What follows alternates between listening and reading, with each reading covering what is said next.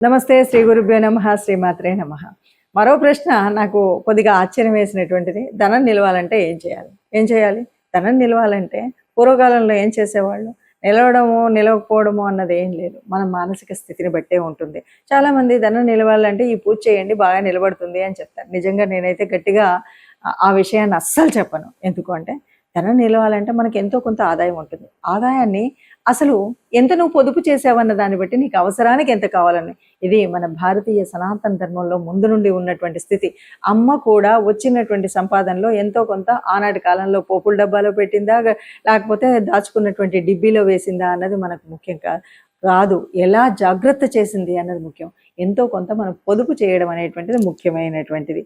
ఇంకొకటి, వృధా ఖర్చులు అనేటువంటి అర్థం పర్థం లేని ఖర్చులు పెట్టడం అనేటువంటిది ఈరోజు పిల్లలకు అస్సలు తెలియనటువంటి స్థితి.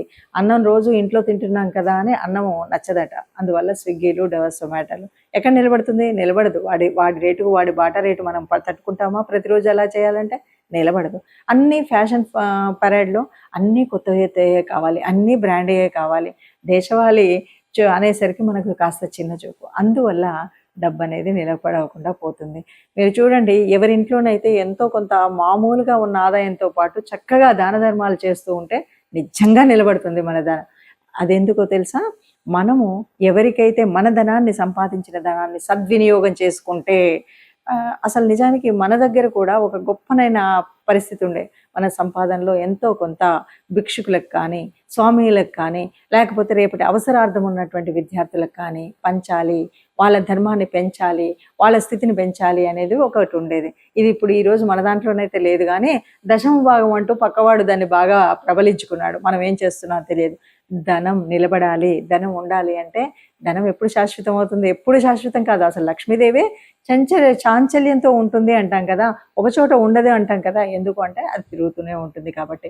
కానీ ధనానికి ముఖ్యంగా నాకు ధనవంతుడిని నేను అంటే, నీకు తృప్తి ఎప్పుడు ఉంటే నువ్వు ధనవంతుడే, నీకు సంతోషం ఎప్పుడు ఉంటే ధనవంతుడే. ఈ సంతోషము తృప్తి అన్నీ ఉండాలి అంటే ఆరోగ్యంగా ఉండాలి. ఆరోగ్యంగా ఉండాలి అంటే ఇల్లు శుభ్రంగా ఉండాలి, పరిసరాలు శుభ్రంగా ఉండాలి.